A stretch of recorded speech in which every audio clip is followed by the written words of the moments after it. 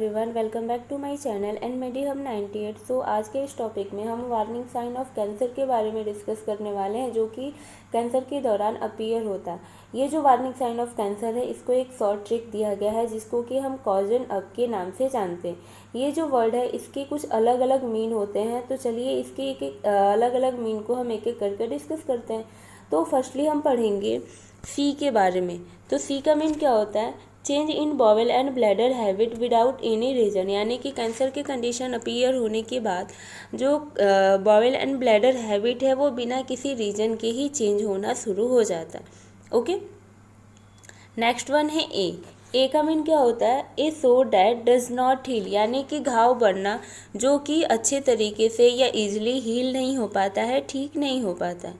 Okay, next one है इसके बाद यू का मीन क्या होता है? अनयूजुअल ब्लीडिंग और डिस्चार्ज, यानी कि असामान्य रूप से या अनयूजुअल वे में ब्लीडिंग और डिस्चार्ज का होना, यानी किसी भी बॉडी पार्ट से ब्लीडिंग या डिस्चार्ज का अनयूजुअल वे में होना शुरू हो जाता है। ओके, नेक्स्ट वन है इसके बाद टी का मीन क्या होता है? थिकनिंग और लंप इन टेस्टिकल्स, ब्रेस्ट और एल्सवेयर, यानी कि जो लंप है यानी गांठ बनना शुरू हो जाएगा। कहाँ पे? टेस्टिस में, ब्रेस्ट में, ठीक है, या बॉडी के अलग अलग पार्ट में भी अपीयर होना शुरू हो जाएगा। ओके, नेक्स्ट वन है इसके बाद आई का मतलब क्या होता है? इनडाइजेशन और डिस्फेजिया। इनडाइजेशन यानी कि प्रॉपर वे में बॉडी के अंदर डाइजेशन नहीं हो पाएगा, मीन्स जो डाइजेस्टिव सिस्टम है वो बहुत ज़्यादा अफेक्ट हो जाएगी। साथ ही साथ डिस्फेजिया की condition means difficulty in swallowing, यानी वो किसी भी चीज़ को प्रॉपर वे में या ईजिली वे में निगल नहीं पाएगा, जिसको कि हम मेडिकल टर्म में डिस्फेजिया के नाम से जानते हैं। ओके, नेक्स्ट वन है इसके बाद ओ का मीन क्या होता है? Obvious changes in sore, shape, colour of mole, वाट और सोर, ठीक है। जो भी वाट एंड मोल की कंडीशन अगर डेवलप हो रही है, मीन्स स्किन के अंदर तिल और मुहासे जैसी कंडीशन डेवलप हो रही है या घाव बन रहा है, तो उसका जो शेप होगा वो बिल्कुल अलग होगा, या कलर जो है वो बहुत ज़्यादा चेंजेज उसमें देखने को मिलेगा, ठीक है। यानी कि वो जो शेप बन सकता है वो इरेगुलर शेप में बनेगा, या जो घाव बना है, जो वाट एंड मोल बना है, उसके कलर में जैसे कि रेड होना, ब्राउन होना, या और भी डिफरेंट कलर में अपीयर हो सकते हैं। ओके, नेक्स्ट वन है इसके बाद एन का मीन क्या होता है? नैगिंग कफ और हॉर्सनेस, ठीक है। नैगिंग कफ का मतलब होता है नाइट कफिंग का होना। हॉर्सनेस का मतलब होता है कि कफिंग के दौरान घरघराहट की आवाज़ आना ही हॉर्सनेस की कंडीशन कहलाती है। ओके, नेक्स्ट वन है एन के बाद यू का मीन क्या होता है? अनएक्सप्लेन्ड वेट लॉस, यानी कि असामान्य रूप से या बिना किसी कॉज के ही जो वेट है वो बहुत ही ज़्यादा लॉस होना शुरू हो जाएगा। ओके, नेक्स्ट वन है इसके बाद परनीसियस एनीमिया। परनीसियस एनीमिया की कंडीशन भी, यानी कि जो पर्सन है वो बहुत ज़्यादा एनीमिक हो जाएगा, ठीक है। सो अभी मैंने आपको जितने भी ये पॉइंट्स बताया है, इसको अभी हम डिटेल में एक्सप्लेन करेंगे। मीन्स जो भी ये चेंजेज हो रहा है वो कौन से बॉडी पार्ट में सबसे ज़्यादा देखने को मिलते हैं, उसके बारे में हम डिस्कस करेंगे। तो चलिए आगे हम डिस्कस करते हैं। सो फर्स्टली हम डिस्कस करेंगे सी, यानी change in bowel and bladder habits, ठीक है। तो ये जो चेंजेज है means change in colour, consistency, size और शेप ऑफ स्टूल, ठीक है। यानी जो स्टूल का कलर होगा, साइज होगा, या उसका जो शेप है, कॉन्स्टिटेंसी है, वो चेंजेस उसमें देखने को मिलेंगे। Means diarrhoea and dysentery, diarrhoea और कॉन्स्टिपेशन की कंडीशन डेवलप हो जाएगी।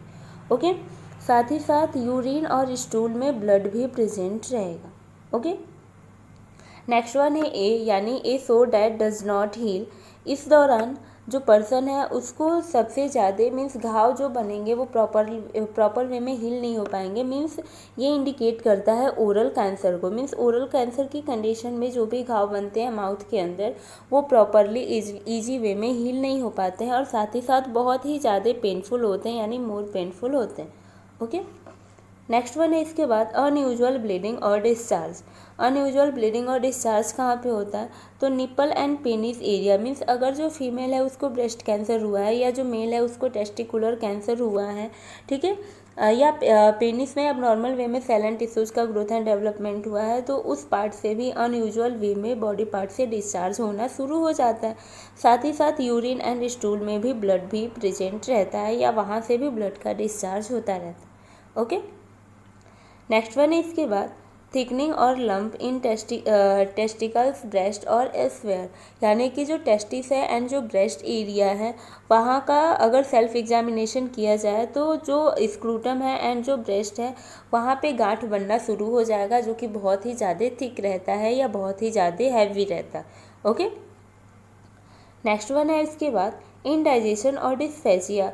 इनडाइजेशन और डिस्फेजिया की कंडीशन कहाँ पे देखने को मिलेगी, तो ये जो कंडीशन है ये भी ओरल कैंसर के दौरान ही देखने को मिलता है, या माउथ के अंदर अगर कैंसर अपीयर हुआ है तो उसकी वजह से जो पर्सन होता है उसके जो थ्रोट एंड जो चेस्ट एरिया है उस पर बहुत ही ज़्यादा प्रेशर जैसी फीलिंग आएगी। साथ ही साथ वो किसी भी चीज़ को ईजी वे में निगल नहीं पाएगा, स्वॉलोइंग नहीं कर पाएगा। ठीक है, यानी कि स्वॉलोइंग यानी से डिस्फेजिया की कंडीशन उसे डेवलप हो जाएगी।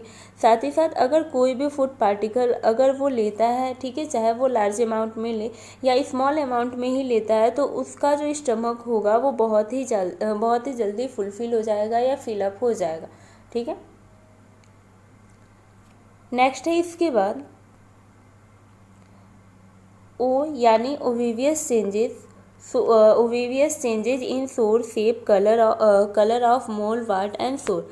ठीक है, जो ओविवियस चेंजेस हो रहे हैं वाट एंड मोल के दौरान, तो उस दौरान एक रूल को फॉलो किया गया है जिस रूल को हम ABCD रूल के नाम से जानते हैं। ठीक है, ABCD रूल का एक अलग मीन होता है। A का मीन्स होता है एसिमेट्री, B मीन्स होता है बॉर्डर, C मीन्स होता है कलर एंड D मीन्स होता है डायमीटर। ठीक है, मीन्स अगर जो वाट एंड मोल अगर बनना शुरू हो गया है तो वो एसिमेट्री के दौरान बॉडी के वो इक्वल पार्ट में है यानी सिमेट्रिकल वे में दिखाई दे रहे हैं या नहीं दिखाई दे रहे हैं, इस चीज़ को विजुअलाइज करना या एसेस करना। ठीक है, बॉर्डर यानी कि जो मोल एंड वाट एंड मोल बना हुआ है या जो घाव बना हुआ है वो उसका बॉर्डर क्या है यानी इक्वल है या रैग्ड है, मीन्स बिखरा हुआ है या ब्रेक डाउन हुआ है। ठीक है, उसको एसेस करना। कलर में क्या एसेस करेंगे कि जो मोल है उसमें कौन सा कलर दिखाई दे रहा है, मीन्स जो घाव बनते हैं या जो वाट एंड मोल की कंडीशन डेवलप हो रही है तो उसमें मोल की कलर क्या है, मीन्स ब्राउन है, रेडनेस है, पिंकिश है, इस कलर को प्रॉपर वे में एसेस करना। ओके, नेक्स्ट वन है डायमीटर यानी D। तो D के दौरान हम देखते हैं डायमीटर के दौरान कि जो मोल एंड वाट बने हुए हैं या जो सोर बन रहा है उसका डायमीटर क्या है, मीन्स वो 6 mm से बड़ा है या छोटा है। ठीक है, इस चीज़ को एसेस करना। ठीक है, नेक्स्ट वन है इसके बाद N मीन्स होता है नैगिंग कफ और हॉर्सनेस। ठीक है, मीन्स जो पर्सन है उसकी वॉइस में चेंजेस देखने को मिलेगा या हॉर्सनेस जैसी कंडीशन देखने को मिलेगी। साथ ही साथ जो कफ की कंडीशन अगर डेवलप हो रही है तो वो ड्राई और परसिस्टेंस रहेगा। ठीक है, परसिस्टेंस यानी कि कंटिन्यूअस उसके अंदर कफिंग जैसी कंडीशन बनी रहेगी। ओके, साथ ही साथ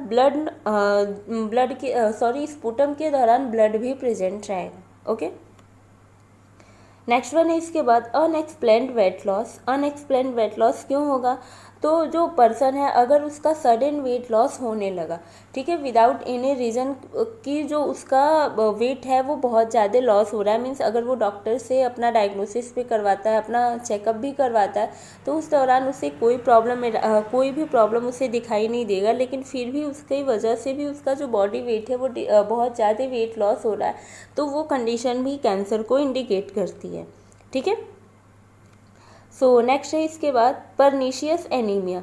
परनीशियस एनीमिया मीन्स अगर जो पर्सन है उसके अंदर अगर एनीमिया की कंडीशन डेवलप हो रही है, मीन्स स्पेशली विटामिन B12 की डिफिशियंसी हो रही है, तो उसकी वजह से परनीशियस एनीमिया की कंडीशन डेवलप होती है। अगर ये कंडीशन बहुत ज़्यादा सीवियर हो रही है तो इसकी वजह से भी कैंसर के सिम्टम्स अपीयर होने लगते हैं या कैंसर जैसी डिजीज़ अपीयर होने के चांसेस बने रहते हैं। ओके, सो आज का ये टॉपिक यहीं पे स्टॉप होता है। अगर आपको ये वीडियो अच्छी लगी है तो प्लीज़ वीडियो को लाइक करें, कमेंट करें एंड शेयर करें। Thank you.